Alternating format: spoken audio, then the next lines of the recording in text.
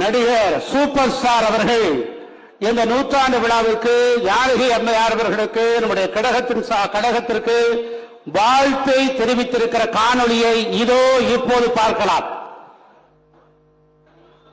அனைத்து இந்திய அண்ணா திராவிட முன்னேற்ற கழகம் பொதுச் செயலாளர் மதிப்புக்குரிய எடப்பாடி அவர்களுடைய தலைமையில் அமரர் புரட்சித் தலைவர் பொன்மனச்செம்பல் டாக்டர் எம்ஜிஆர் அவர்களுடைய துணைவியார், தமிழ்நாட்டின் முதல் பெண் முதலமைச்சர் மதிப்புக்குரிய வி.என். ஜானகி அம்மா அவருடைய நூற்றாண்டு விழா நடந்து கொண்டிருக்கும் இந்த வேளையில் இங்கே வருகை தந்திருக்கும் அனைவருக்குமே என்னுடைய மனமார்ந்த வணக்கத்தை தெரிவித்துக் கொள்கிறேன்.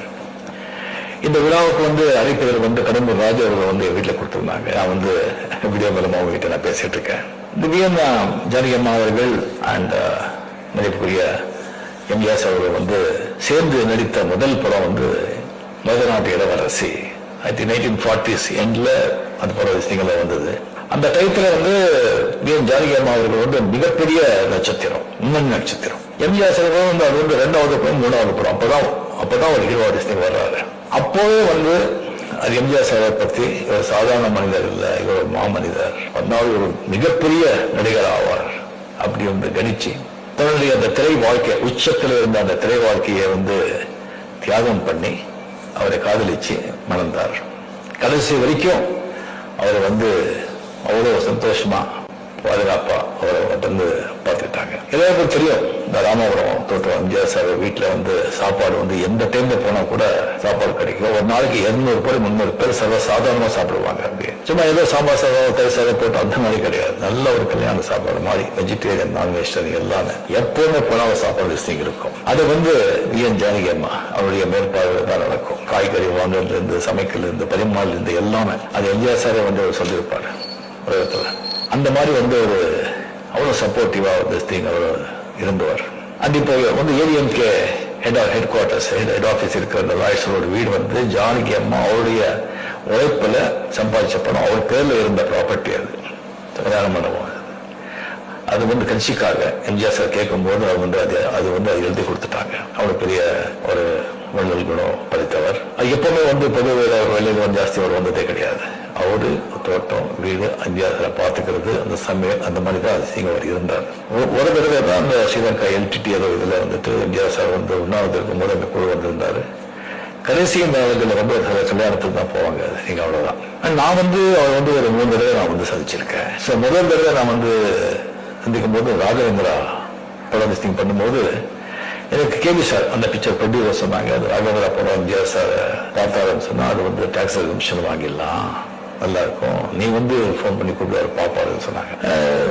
சரி சார் அப்படின்னு சொல்லி நான் ஃபோன் பண்ணேன். உடனே சிரிப்பா நான் ரொம்ப சந்தோஷம் பண்ணது. நான் சொல்றேன் அப்படின்னு நெக்ஸ்ட் டே நான் படம் பார்க்கறேன்னு சொன்னாங்க.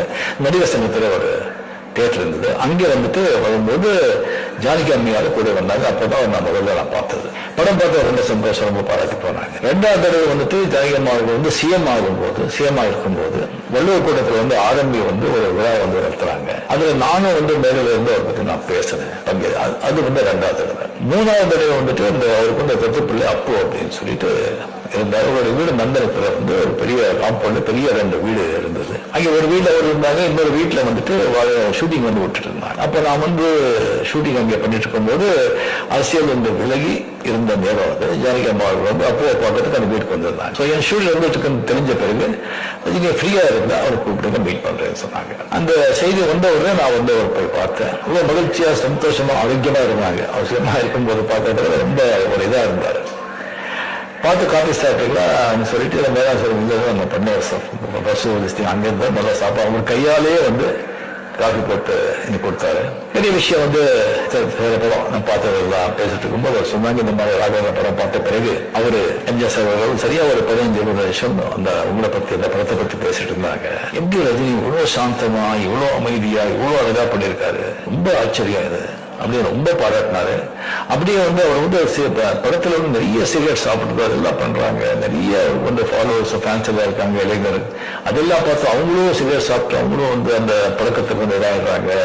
அது சினிமாவில் அவர் பண்ணக்கூடாது, நான் சரியான டைத்துல அவருக்கு சொல்றாரு அப்படின்னு சொல்லி அவர் சொன்னாங்க. அது என்னால மறக்கவே முடியாது. குடியரசு மறைஞ்ச பிறகு அவர் அரசியலுக்கு வந்தது வந்து அரசியல் விபத்து, பொலிட்டிக்கல் ஆக்சிடென்ட். அவர் கொஞ்சம் கூட அதுல வந்து ஈடுபாடு இல்லை, இஷ்டமே இல்லை. ஒரு சூழ்நிலை வந்து ஒரு கைதியா இருந்து சில பேருடைய வற்புறுத்தி அது வந்து அரசியலுக்கு வந்து ஒரு சிஎம் ஆனாங்க.